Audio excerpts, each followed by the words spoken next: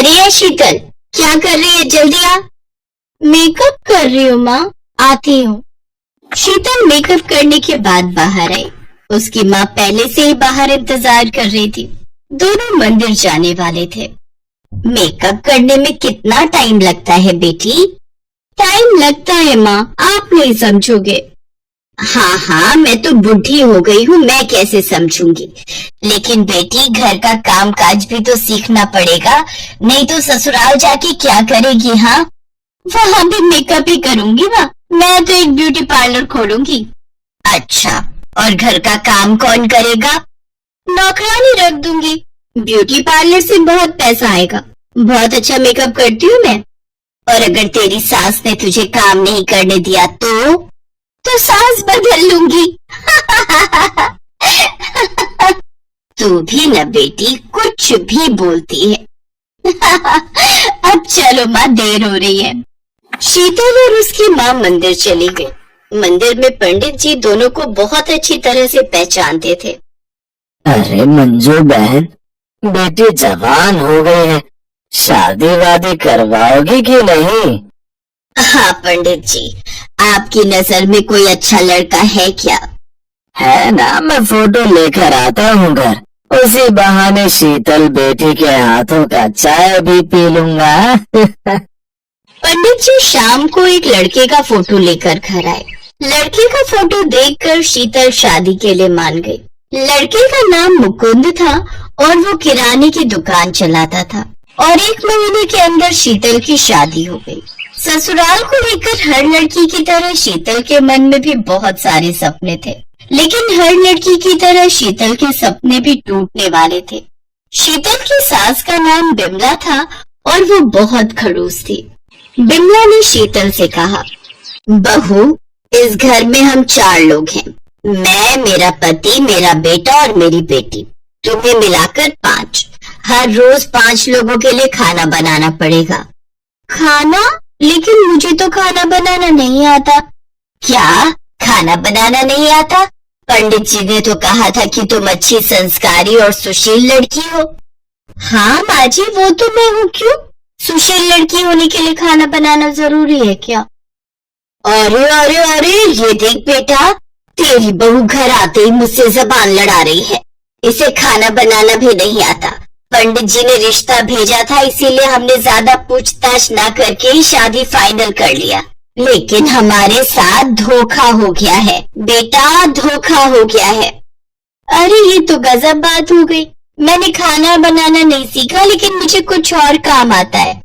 शीतल के ससुर ने पूछा, क्या काम आता है तुम्हें? मुझे ब्यूटी पार्लर का काम आता है। मुझे मेकअप करना बहुत अच्छा लगता है और मैं एक ब्यूटी पार्लर भी खोलना चाहती हूँ। क्या ब्यूटी पार्लर खोलना चाहती हो? हाय हाय हाय, ये कैसी बहू लाई मैं, ये तो बाहर काम पर जाना चाहती है। शीतल समझ गई कि इस घर में उसका सपना पूरा नहीं हो सकता। शाम को जब शीतल रसोई में खाना बनाने की कोशिश कर रही थी, तभी वहां उसकी ननद पल्लवी आई। भाभी लाइए, मैं आपकी मदद कर देती हूँ। अरे ननद जी, बहुत बहुत धन्यवाद, मुझसे तो ये हो ही नहीं रहा था। बस वो माँ को मत बताना, वो सुनेंगी तो मुझ पर गुस्सा करेंगी। एक बात पूछूं पल्लवी, ये तुम्हारे घर वाले मेरे ब्यूटी पार्लर में काम करने की बात सुनकर चिढ़ क्यों गए? ये सब पुराने ख्यालात के लोग हैं भाभी, आप और हम मॉडर्न हैं, हमारे ख्यालात इनसे नहीं मिलेंगे। सच बताऊं भाभी, मुझे भी ब्यूटी पार्लर खोलने का बहुत शौक है, लेकिन मुझे मेकअप नहीं आता अच्छे से। अरे वाह, चिंता मत करो, मैं सिखा दूंगी तुम्हें सब कुछ, और फिर दोनों मिलकर ब्यूटी पार्लर खोलेंगे। एक तरफ से बदसूरत लड़कियों को घुसाएंगे और दूसरी ओर से उन्हें खूबसूरत बनाकर निकालेंगे। पल्लवी शीतल के पास छुप छुप कर मेकअप का काम सीखने लगी। पल्लवी बाहर कॉलेज ट्यूशन जाती थी, उसकी काफी जान पहचान थी। एक दिन पल्लवी ने शीतल से कहा, भाभी एक शादी का काम है, करोगी? अच्छा खासा पैसा मिलेगा। हाँ हाँ, क्यों नहीं, घर पर कुछ बहाना बनाना पड़ेगा। घर पर बहाना बनाकर शीतल और पल्लवी शादी में मेकअप करने चली गई।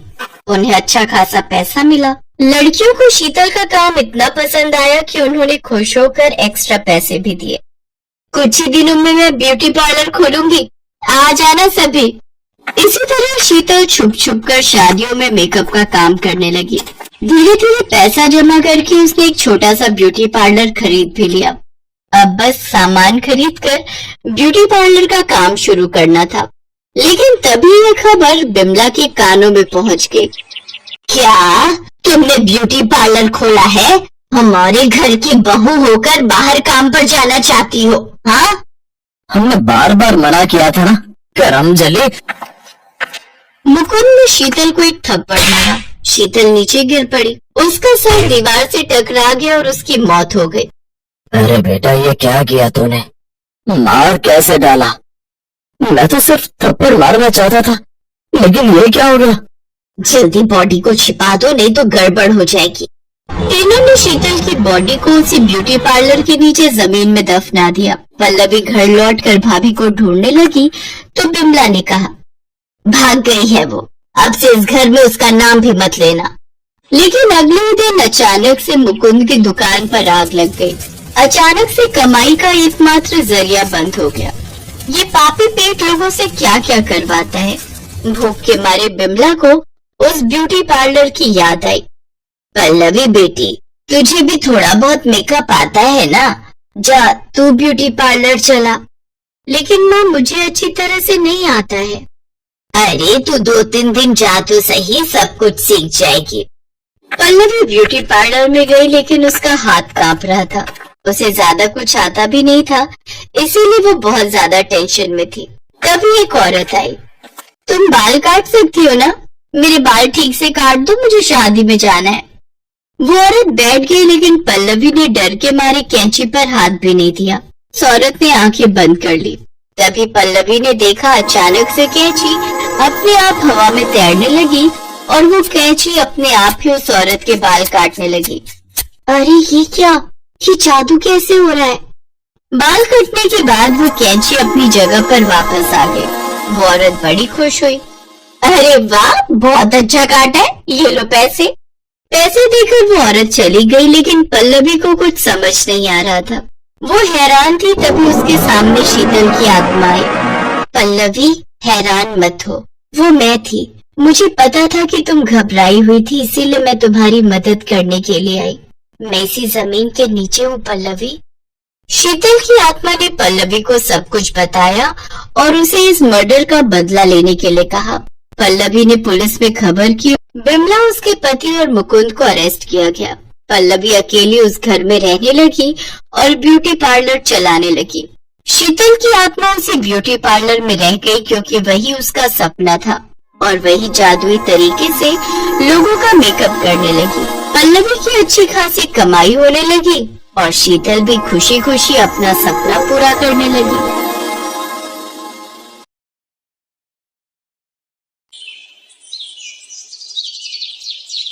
कोमल के चेहरे पर बचपन से ही काले धब्बे थे, इसलिए सब उससे नफरत करते थे। देखा तुमने, इतना अच्छा रिश्ता हाथ से निकल गया। जो भी आता है इसका चेहरा देखकर रिश्ता मना करके चला जाता है। पता नहीं कितनी बदसूरत है तुम्हारी बहन। इसी बात का तो रोना है मधु। इसकी वजह से मेरी भी समाज में बहुत बदनामी हो रही है। उम्र बढ़ती जा रही है। सब मुझे ताने देते हैं कि मैं भाई होकर अभी तक अपनी बहन की शादी नहीं करवा पा रहा। पता नहीं ऐसी बदसूरत बहन का भाई होना ही मेरे भाग्य में क्यों लिखा था। अब बस भी करो, तुम दोनों तो कोमल के पीछे ही पड़ गए हो। इसमें उस बेचारी की क्या गलती है? जब ये पैदा हुई थी तभी से इसके चेहरे पर यह निशान है।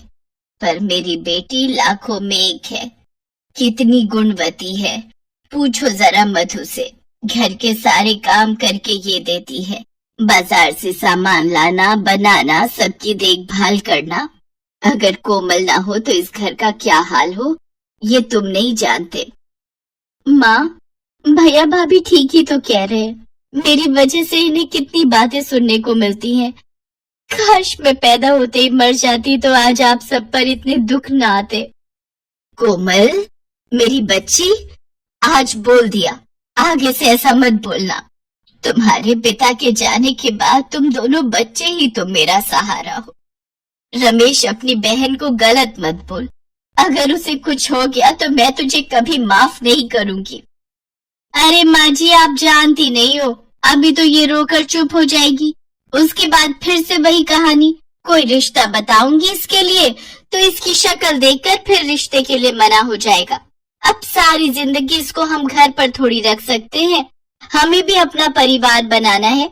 लोग तो बातें बनाएंगे ना कि कुंवारी लड़की को घर पर बिठा रखा है। अपने भैया भाभी की बात सुनकर कोमल रोती हुई घर से बाहर चली गई और सड़क किनारे बैठ गई। कुछ देर तक कोमल ऐसे ही रोती रही। उसके बाद घर आई और उसने किसी से कुछ नहीं कहा, चुपचाप घर के काम किए और सो गई। अगले दिन जब कोमल सोकर उठी तो उसने देखा उसके कमरे की दीवार पर लगा हुआ शीशा गायब है। उसने बाहर जाकर अपनी माँ और भाभी से पूछा। माँ जी से पूछने की कोई जरूरत नहीं है, तेरे कमरे का शीशा मैंने ही लिया है।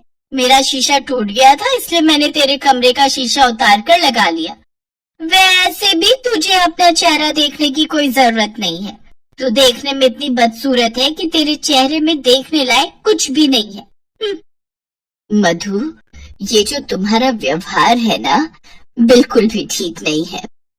कोमल फिर से एक बार उदास हो जाती है। उसे अपने लिए बहुत दुख होता है।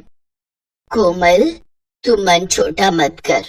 तू एक काम कर, तू बाजार से नया शीशा खरीद ला। फिर कहीं आना जाना होता है तो घर में और शीशा नहीं है। कोमल अपनी माँ से पैसे लेकर नया शीशा खरीदने के लिए चली जाती है। तभी एक बूढ़ी औरत भूखी प्यासी कोमल से कुछ खाने के लिए मांगती है। बेटी, कुछ पैसों की मदद कर दो, मेरा पोता बहुत बीमार है, घर में खाने के लिए कुछ भी नहीं है। मेरी बहू मेरी राह देख रही होगी, किसी ने भी मेरी मदद नहीं की, मेरी थोड़ी सी मदद कर दो बेटी, भगवान तुम्हारा भला करेंगे। अब क्या करूं, मेरे पास तो बस ये शीशे के ही पैसे हैं, क्या करूं? या तो इनको पैसे दे देती हूँ, बाद में शीशा खरीद लूंगी। मदद कर दो बेटी, तुम्हें बहुत दुआएं मिलेंगी। ये लो अम्मा, ये पैसे रख लो, तुम्हारे काम आएंगे। जीती रहो बेटी, आज तुमने मेरी मदद की है, देखना तुम्हारे साथ हमेशा अच्छा होगा। बूढ़ी औरत कोमल को दुआएं देकर वहाँ से चली जाती है। कोमल थोड़ा आगे जाती है तो उसे एक कबाड़ी वाला मिलता है। कोमल देखती है कबाड़ी वाले के ठेले पर एक पुराना शीशा रखा हुआ है। कोमल उससे पूछती है, भैया ये शीशा तुम मुझे बेच सकते हो? हाँ हाँ, क्यों नहीं। मैं तो वैसे भी इस शीशे को फेंकने वाला था, क्योंकि इस शीशे का फ्रेम टूटा हुआ है जी। कोई बात नहीं भैया, वो तो मैं लगवा लूंगी, पर मेरे पास 20 रुपए ही बचे हैं, अगर तुम इतने का दे सको तो। हाँ ले लो, कोई बात नहीं। मैं तो वैसे भी घर ही जा रहा था जी, जाते जाते 20 रुपए और कमा लेता हूँ। कबाड़ी वाला कोमल को वो शीशा दे देता है। कोमल रास्ते में शीशा दुकान पर बनने के लिए दे देती है और अगले दिन वो नया फ्रेम लगवा कर शीशा घर ले आती है। अगले दिन नहा धोकर जब कोमल शीशे में अपना चेहरा देखती है तो उस शीशे में से एक चमक निकलती हुई दिखाई देती है और देखते ही देखते कोमल बहुत ही सुंदर दिखने लगती है। उसके सारे दाग धब्बे गायब हो गए थे। कोमल हैरान रह जाती है। तभी शीशे में से आवाज आती है, मैं एक चमत्कारी शीशा हूँ, मुझ में ऐसी शक्ति है कि मैं किसी को भी खूबसूरत बना सकता हूँ। मैंने तुम्हें भी खूबसूरत बना दिया। मैं जानता हूँ कि तुम बहुत अच्छे स्वभाव की हो और मैं उन्हीं की मदद करता हूँ जो दूसरों की मदद करता है। मैं पहले एक जादूगर के घर पर इस्तेमाल होता था। जब मैं टूट गया तो उस जादूगर ने मुझे कबाड़ी वाले को बेच दिया।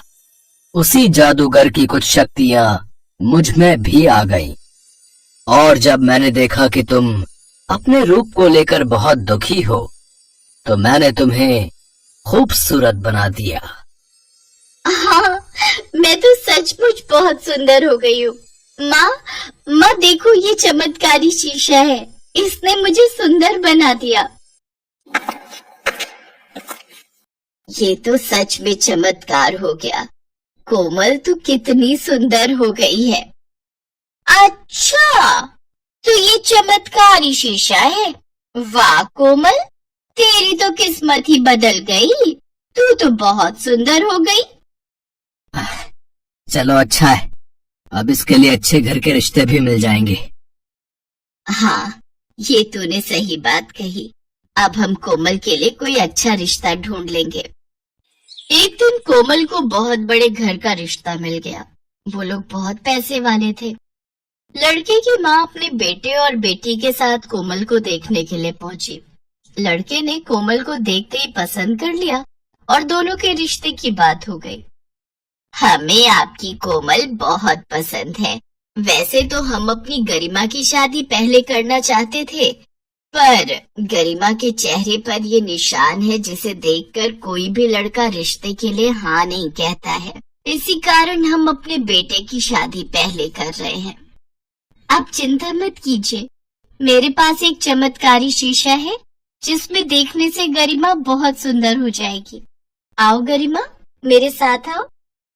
कोमल गरिमा को अपने साथ कमरे में ले जाती है और उसे शीशे में देखने के लिए कहती है। गरिमा जैसे ही शीशे में देखती है, वो बहुत सुंदर हो जाती है। सब लोग बहुत खुश होते हैं कि गरिमा कितनी सुंदर हो गई। कोमल की शादी पक्की हो जाती है। शादी का दिन नजदीक आ जाता है। कोमल का रिश्ता इतने बड़े घर में जुड़ता देख उसकी भाभी ईर्ष्या से भर जाती है और उस शीशे को जानबूझकर तोड़ देती है। शीशा टूटते ही कोमल फिर से अपने रूप में आ जाती है। पर ये क्या, कोमल के साथ साथ मधु भी बदसूरत हो जाती है और उसके चेहरे पर दाग धब्बे हो जाते हैं। मधु घबरा जाती है। ये मुझे क्या हुआ? मेरा रूप रंग कहाँ गया? मैं बदसूरत कैसे हो गई? मैं तो कोमल से भी ज्यादा बदसूरत हो गई। ये सब तेरी करनी का फल है। तूने जानबूझकर वो शीशा तोड़ा है ना, इसीलिए तुझे उसकी सजा मिली है।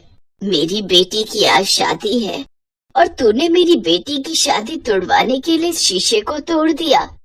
तू इतना ईर्ष्या से भर गई। मधु माँ ठीक कह रही है। मैं तो चाहता था कि कोमल की शादी हो जाए।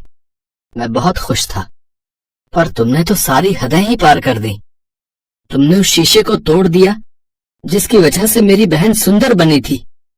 जादुई शीशा, भले ही तुम्हारे टुकड़े हो गए हैं, पर मैं जानती हूँ कि तुम मुझे सुन सकते हो। मेरी भाभी को ठीक कर दो। हाँ, मैं तुम्हें सुन सकता हूँ। मेरा जादू खत्म होने से पहले मैं तुम्हारी भाभी को ठीक कर सकता हूँ, पर इसके लिए तुम्हें अपनी सुंदरता का बलिदान देना होगा। अगर तुम्हारी भाभी सुंदर हुई तो तुम्हें हमेशा के लिए अपने इसी रूप में रहना होगा जिसमें तुम पहले थी। बोलो, तुम्हें मंजूर है? हाँ, आप मेरी भाभी को ठीक कर दो।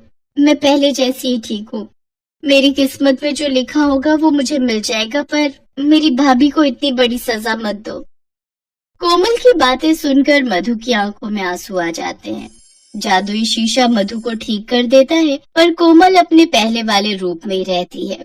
मधु को अपनी गलती का एहसास हो चुका था, पर अब डर था कि कहीं कोमल के ससुराल वाले उसे इस रूप में देखकर शादी के लिए मना न कर दे। पर ऐसा नहीं था। कोमल, तुम्हारी सुंदरता तो तुम्हारे भीतर है। व्यक्ति अपने व्यक्तित्व से सुंदर बनता है, ना कि ऊपरी सुंदरता से। तुम हमारे घर की बहू जरूर बनोगी। हमारी गरिमा तुम्हारी वजह से सुंदर हुई है। तुमने जो उसके लिए किया है वो कोई भी नहीं कर सकता। बहन जी, शादी की तैयारी शुरू कीजिए। हम शाम को बारात लेकर समय पर पहुंच जाएंगे। कोमल दुल्हन के रूप में बहुत सुंदर और प्यारी लग रही थी।